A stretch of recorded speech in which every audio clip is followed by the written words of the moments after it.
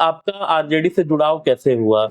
क्या लगता है कि क्या तेज प्रताप यादव जी की जो पार्टी है, वो कुछ वोटरों को या कुछ वोटों को इम्पैक्ट कर पाएगी आरजेडी के लिए? हो सकता है आरजेडी के लिए नुकसान कर पाएगी कि नहीं?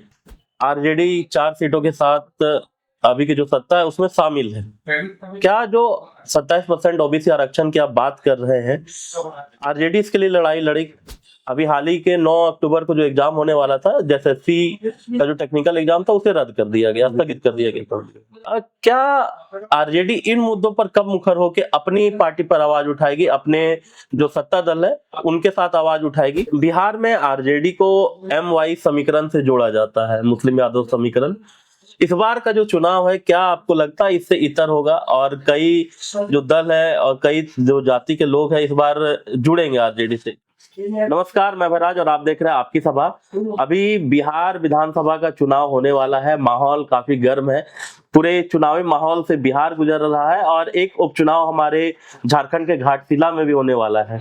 आज हमारे साथ गिरिडीह जिले युवा मोर्चा आरजेडी के अध्यक्ष बैठे हुए, इनसे हम बातचीत करेंगे, तमाम चुनावी मुद्दों के बारे में बातचीत करेंगे, क्योंकि आरजेडी से है तो आरजेडी एक प्रमुख पार्टी बिहार की है और काफी महत्वपूर्ण पार्टी है और काफी साख रखती है आरजेडी अपने बिहार में। उनके जब जिला अध्यक्ष गिरिडीह के हैं यहाँ पर युवा मोर्चा के, तो काफी बातें करने को है। जिस तरह का पॉलिटिकल सिनारियो अभी देखने को मिल रहा है, तो आइए उनसे मिलवाते हैं, जिनका नाम धर्मेंद्र यादव है। हाल ही के दिनों में इनको युवा मोर्चा का जिला अध्यक्ष बनाया गया हमारे गिरिडीह जिले के लिए। बातचीत करते हैं, जानते हैं सर के बारे में, आरजेडी से कैसे जुड़ा हुआ, वर्तमान में आरजेडी की स्थिति हमारे झारखंड में क्या है, बिहार में क्या अभी चुनावी माहौल चल रहा है, तमाम मुद्दों पर हम बातचीत करेंगे। स्वागत कीजिए हमारे चैनल में धर्मेंद्र यादव जी का। स्वागत है सर जी। नमस्कार। और सबसे पहले आपके चैनल और आपके तमाम दर्शकों को मेरा प्रणाम, जोहार। और सबसे पहले तो मैं अपना अभिवादन पेश करना चाहूंगा। और जैसा आप अभी बोले कि राजद की स्थिति जो झारखंड में या फिर बिहार में, जी, तो सबसे पहले वर्तमान स्थिति, चूंकि अभी नया नया हमको पदभार मिला है और हम लोग आजीवन जब से होश संभाले हम लोग लालू जी के फैन रहे हैं और आरजेडी के समर्थक रहे हैं। हालांकि बिहार अलग हो जाने के बाद चूंकि हम लोग बड़े हुए, झारखंड में पले बढ़े, फिर भी हम लोग समाजवादी विचारधारा को मानने वाले लोग हैं, लालू जी को मानते हैं, इसलिए उनकी पार्टी से हम लोग का विशेष लगाव रहा है, लालू जी से शुरू से लगाव रहा है। और जहां तक उनके हमारी पार्टी की बात है, हमारी पार्टी जो है सो अभी तो A to Z की पार्टी बनकर रह गई, जैसा आप बिहार में देख रहे हैं। और बिहार में इस बार तेजस्वी सरकार आना तय है, चाहे जिस प्रकार का भी गठबंधन हो, और हम लोग चाहते हैं कि तेजस्वी जी मुख्यमंत्री बने। यहीं पे हम आपको रोकते, एक प्रश्न डालते हैं कि आरजेडी एक प्रमुख पार्टी है, काफी साख है लालू यादव जी की, लेकिन जिस तरह से तेज प्रताप यादव जी का अलग हुआ यहाँ से, और अभी तेज प्रताप यादव जी ने अपने किस उम्मीदवार को भी उतार दिया है, खुद भी चुनावी मैदान में महुआ विधानसभा सीट से। क्या लगता है कि क्या तेज प्रताप यादव जी की जो पार्टी है, वो कुछ वोटरों को या कुछ वोटों को इम्पैक्ट कर पाएगी आरजेडी के लिए? हो सकता है आरजेडी के लिए नुकसान कर पाएगी कि नहीं? देखिए, एक बात तो सबसे पहले हम लोग ये बता दें कि तेज प्रताप जी को जी लालू जी ने जिस राजनीतिक परिवार को लोग कहा जाता है कि परिवारवाद करने वाली पार्टी है या लालू जी परिवारवाद करते हैं, और वैसे परिस्थिति में आप जब देखेंगे कि उनका एक फोटो वायरल हुआ तो लालू जी ने सारा मोह माया त्याग करके उनको पार्टी और परिवार से 6 साल के लिए बाहर कर दिया। अभी वे स्वतंत्र हैं जी, स्वतंत्र रूप से पार्टी भी बनाए हैं, जेजेपी करके, जनशक्ति पार्टी जी। वो अलग मसला है। अभी कुछ जगह उम्मीदवार भी उतारे हैं, लेकिन हमें नहीं लगता है कि हमारे जो कोर वोटर है, राजद के जो कोर वोटर है, उनको वो तोड़ने में सफल होंगे। अच्छा, आपका जो पर्सनल आपसे ये सवाल लेना चाहूंगा कि आपका आरजेडी से जुड़ाव कैसे हुआ? यहाँ तक अभी आप पहुंचे हैं, अभी तो आप युवा है, काफी उम्र बाकी है आपकी, कैसे जुड़ा हुआ और आगे कहाँ तक जाने का आप खुद को आरजेडी में देखते हैं, आरजेडी परिवार में, झारखंड आरजेडी परिवार में? देखिए, राष्ट्रीय जनता दल जो है जी, वो उनके जो राष्ट्रीय अध्यक्ष आदरणीय लालू प्रसाद यादव जी हैं, वे आप देखेंगे जो 1990 के दशक में उन्होंने जो दलितों, शोषितों, वंचितों के लिए, अल्पसंख्यकों के लिए, ओबीसी वर्ग के लिए जो काम किया है, मंडल आयोग को लाने में जो उन्होंने लड़ाई लड़ी है, जी। ओबीसी के लिए 27% आरक्षण की जो उन्होंने लड़ाई लड़ी है, और इन सब चीजों से चूंकि हम लोग पढ़े लिखे हैं और हम लोग समझते हैं कि हमारी लड़ाई को अगर किन्होंने खड़ा किया है या हमारे वर्ग को मान सम्मान मिला है, ओबीसी वर्ग को मान सम्मान मिला है, तो उनका सीधा सीधा श्रेय लालू प्रसाद यादव जी को जाता है। और इसलिए हम लोग, चूंकि हमारी लड़ाई भी झारखंड में यही है, चूंकि बाबूलाल जी यहाँ डोमिसाइल नीति ला करके 12% जो सो किए, फिर लड़ करके 14% अभी उनको आरक्षण मिलता है। जबकि आप देखेंगे कि एक सुदामा कोटा से जो है सो 10% जो सो रातों रात जो सो आरक्षण मिल जाता है, लेटरल एंट्री है। और लालू जी ने कहा था कि जिसकी जितनी हिस्सेदारी उतनी भागीदारी। तो निश्चित रूप से हम भी ये मानते हैं कि झारखंड में भी 27% आरक्षण हम लोगों को मिलना चाहिए। अभी आप लोगों को देखिए, मध्य प्रदेश में अभी आप जो हाल ही में देख रहे थे, वहाँ के मुख्यमंत्री मोहन यादव जी ने जब कोर्ट में जवाब दिया कि हमारी आबादी ये है, ओबीसी वर्ग को हम हर हाल में जो सो आरक्षण 27% अपने राज्य में देंगे। और वो केवल उनका फैसला नहीं था या उनकी पार्टी का फैसला नहीं था, उनका पूरा सरकार के साथ साथ जो विपक्ष की पार्टियां थी सभी की सहमति थी, और उसके बाद वो सदन में पारित हुआ। लेकिन उसमें भी देखे कि कुछ लोग जो है सो जो नहीं चाहते कि ओबीसी वर्ग को उसका मान सम्मान हक अधिकार मिले, वे लोग जो सो उसके अगेंस्ट में उन्हीं का पुतला जलाने लगे, जो कल तक कह रहे थे मोहन यादव जी को हम लोगों ने मुख्यमंत्री बनाया। तो इन सब चीजों को देखते हुए हमें लगता है कि इस लड़ाई को अगर पूरे देश में सबसे ज्यादा समाजवादी विचारधारा को, साम्यवादी विचारधारा को अगर कोई आगे बढ़ाते हैं तो वो राजद पार्टी है और हमारे मसीहा लालू प्रसाद यादव जी हैं। इसी सूबे में, अपने झारखंड के सूबे में आरजेडी 4 सीटों के साथ अभी की जो सत्ता है उसमें शामिल है। क्या जो 27% ओबीसी आरक्षण की आप बात कर रहे हैं, आरजेडी इसके लिए लड़ाई लड़ी वर्तमान झारखंड की जो स्थिति? जी, वर्तमान झारखंड में हमारी जो पार्टी है, राष्ट्रीय जनता पार्टी है, ये इस मांग में हमेशा शामिल रही है। चाहे हमारे अभी मंत्री जी हैं संजय प्रसाद यादव जी मंत्री हैं, उन्होंने भी सदन में साफ साफ कहा कि ओबीसी को, जब प्रदीप जी आवाज उठाए कि ओबीसी को 27% मिलना चाहिए, तो तमाम राजद के सभी विधायकों और मंत्री ने उसको मेज थपथपाने का काम किया, लड़ाई लड़ने का काम किया।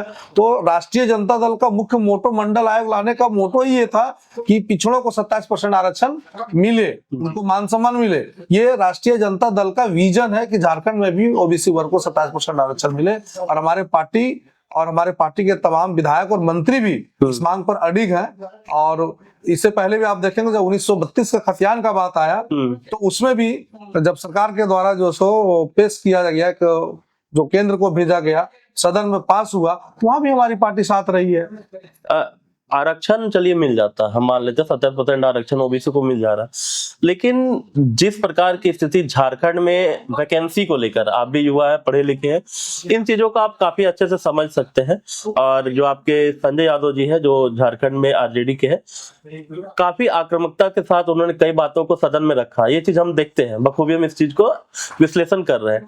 लेकिन जो नौकरी की स्थिति है, सरकारी नौकरी की स्थिति, अभी हाल ही के 9 अक्टूबर को जो एग्जाम होने वाला था, एसएससी का जो टेक्निकल एग्जाम था, उसे रद्द कर दिया गया, स्थगित कर दिया गया। क्या आरजेडी इन मुद्दों पर कब मुखर होकर अपनी पार्टी पर आवाज उठाएगी, अपने जो सत्ता दल है उनके साथ आवाज उठाएगी? क्योंकि सर होता यह है कि लोग पहुंच जाते हैं, विधानसभा तक पहुंच जाता है, लेकिन युवाओं का मुद्दा गौन होता नजर हमारे झारखंड में आता है। इस पर क्या करना चाहेंगे आप? देखिए, सबसे बड़ी बात तो जो नौजवानों के रोजगार की मांग है, हम लोग भी कहीं ना कहीं, हम लोग भी नौकरी के तलाश में अभी तक हैं। मैंने भी पीजी किया है, बीएड किया है, और हम लोग भी +2 का एग्जाम लिखे, हाई स्कूल का एग्जाम लिखे, अभी 6 to 8, 1 to 5 भी हम लोग लिखे। लेकिन क्या है कि नौजवानों के साथ जी आज से लेकर, चूंकि हमारे यहाँ क्या है कि रोजगार की कोई नीति कोई भी सरकार ठीक ढंग से नहीं बना पाई, पारदर्शी तरीके से रोजगार की नीति नहीं बने, स्थानीयता की परिभाषा नहीं बन पाया, जिस कारण से जो है सो अभी तक यहाँ के नौजवानों को जो सो सिर्फ और सिर्फ ठगा गया है। हम तो अभी जो महागठबंधन की सरकार यहाँ पर है, हम लोग कहेंगे कि ये कुछ नियुक्तियां तो यहाँ बहुत अच्छे ढंग से हुई है, नहीं हुई ऐसी कोई बात नहीं है, लेकिन पूर्ण रूप से नहीं, हम पूर्ण रूप से नहीं हुई है।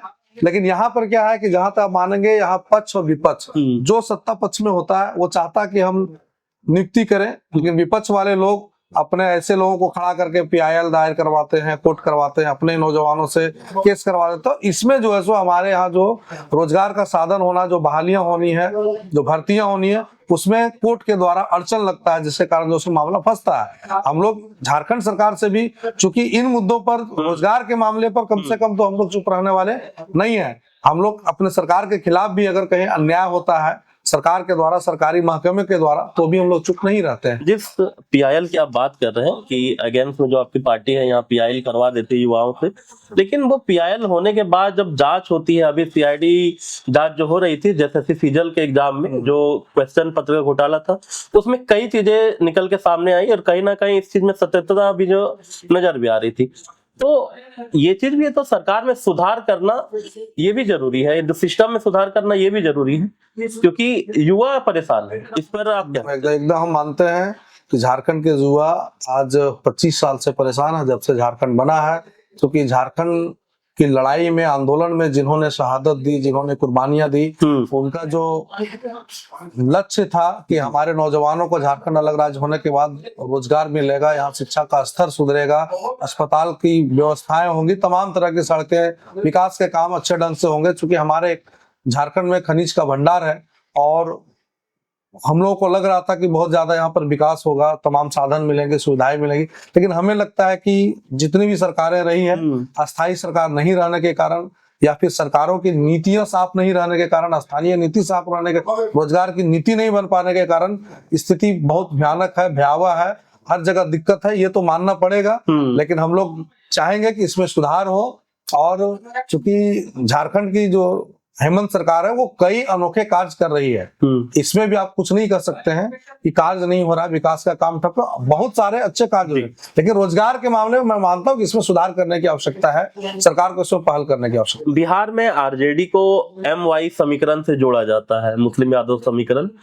इस बार का जो चुनाव है, क्या आपको लगता है इससे इतर होगा और कई जो दल है और कई जो जाति के लोग हैं इस बार जुड़ेंगे आरजेडी से? क्योंकि देखिए वोट सभी को देते हैं, लेकिन ये जो बातें चलित है, मैं उनको वो कह रहा हूँ कि MY समीकरण मतलब आरजेडी, MY समीकरण मतलब यूपी में समाजवादी पार्टी। इस पर क्या कहना चाहेंगे? देखिए, इस पर तो सबसे पहले हम ये कहेंगे कि अभी आप देखेंगे कि एनडीए गठबंधन को आप लेंगे तो रालोसपा जो कुशवाहा जी की पार्टी है, उनको एनडीए में मात्र 6 सीटें मिले और उससे कहीं ज्यादा सीटें सिर्फ राजद देती है, उनके विधायक होते हैं। हाँ, अभी भी हमारे विधायक। तो ऐसा नहीं है, अभी तो राजद आप देखें कि A to Z की पार्टी बन गई है, सभी बिरादरी को, सभी समाज के लोगों को टिकट दिया जा रहा है, शामिल कराया जा रहा है। तो ऐसा आप नहीं कर सकते अब आरजेडी सिर्फ माई समीकरण या मुसलमान और यादव की पार्टी रह गई है, ऐसी कोई बात नहीं है।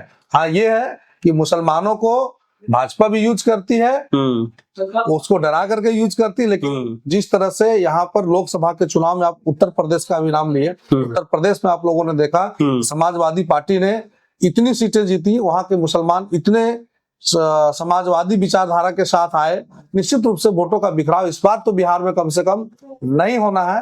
अभी आप देख रहे हैं कि ओवैसी जो अपने यहाँ कम सीट पर चुनाव लड़ती, यहाँ पर 132 सीट पर चुनाव लड़ेंगे, तो निश्चित रूप से हम लोग कहेंगे ये लोग भाजपा के बी टीम है और ये महागठबंधन के खिलाफ वोट काटने के लिए आ रहे हैं। इससे कोई फर्क नहीं पड़ने वाला है। राजद इस बार A to Z की पार्टी है और A to Z के समीकरण के साथ टिकट का भी बंटवारा हो रहा है।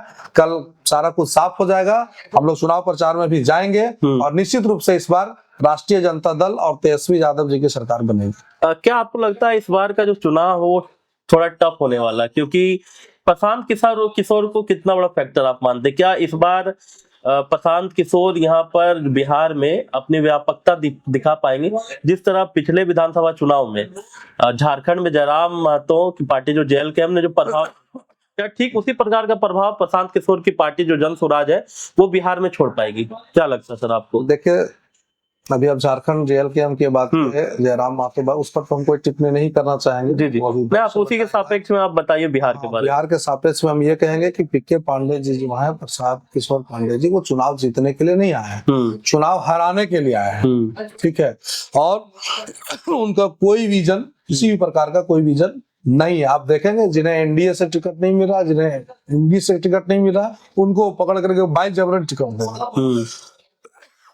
तो मुझे नहीं लगता कि PK पांडे जी, प्रसाद किशोर जी का कोई विशेष प्रभाव बिहार के वोटों पर पड़ने वाला है। जी, ओवैसी का आरजेडी से काफी नाराज है क्योंकि पिछले बार 4 विधायक उनके बने और तेजस्वी यादव ने उन्हें अपने खेमे में शामिल कर लिया। इस बार अगर इस तरह के विधायक बनते हैं 4 या 5 132 सीट में लड़ने का ऐलान किया उन्होंने, क्या फिर से वही स्थिति होगी? देख लीजिए, पहले पिछली बार का बात आप कर रहे हैं तो इंडिया गठबंधन और एनडीए गठबंधन में जो वोट का फासला था वो लगभग 12,000 वोट का था जी। और इंडी गठबंधन के कई नेता कई विधानसभा से मात्र 300, 400, 600, 3,000, 2,000 के वोट से हारे थे। और इस बार परिस्थिति बदली है। लोगों में जो 20 साल सुशासन बाबू जिसको आप कह रहे हैं, एनडीए के लोग कह रहे हैं, उनके खिलाफ जो आक्रोश है, जिसको आप कहते हैं कि सत्ता में रहने के बाद जो एंटी होती है, वो जो है वो इस बार नौजवानों में साफ दिखाई दे रहा है। और निश्चित रूप से आप मानिए कि जदयू इस बार समाप्त होने के कगार पर है। जदयू और भाजपा जो बड़ा भाई उसको कहते हैं कि इस बार आप देखें 101 171 बराबरी पर आ गई है, तो निश्चित रूप से वो कोई फैक्टर नहीं, इस बार सिर्फ और सिर्फ राजद एक बड़ी पार्टी है और महागठबंधन होगा, कल क्लियर होगा और तेजस्वी यादव जी मुख्यमंत्री बनेंगे। लास्ट क्वेश्चन नहीं, एक अंदाजा आपसे पूछते हैं कि इस बार का चुनाव का कितना आंकड़ा आप देके जा रहे हैं कि कितना सीट इंडिया गठबंधन को मिलेगी? एक अंदाजा अगर आप बताएं तो। इंडिया गठबंधन 175 प्लस 175 प्लस। जी। तो आज हमारे साथ धर्मेंद्र यादव जी थे, गिरिडीह युवा मोर्चा आरजेडी के जिला अध्यक्ष। आज काफी बात हमने बिहार चुनाव के बारे में, लालू यादव जी के बारे में, आरजेडी के बारे में की है। एक दिन फिर से हम इंटरव्यू करेंगे सर के साथ। उस समय कंप्लीट जो हमारी बातचीत होगी वो झारखंड को लेकर होगी, झारखंड की स्थिति को लेकर होगी। गिरिडीह में आरजेडी कैसे अपना विकास करेगी, यहाँ के युवा आरजेडी से कैसे जुड़ेंगे, क्या सर का ब्लूप्रिंट है, वो उन तमाम मुद्दों पर बातचीत करने के लिए फिर से हम धर्मेंद्र यादव सर से मिलेंगे। आज के लिए सर हमें समय देने के लिए बहुत बहुत धन्यवाद।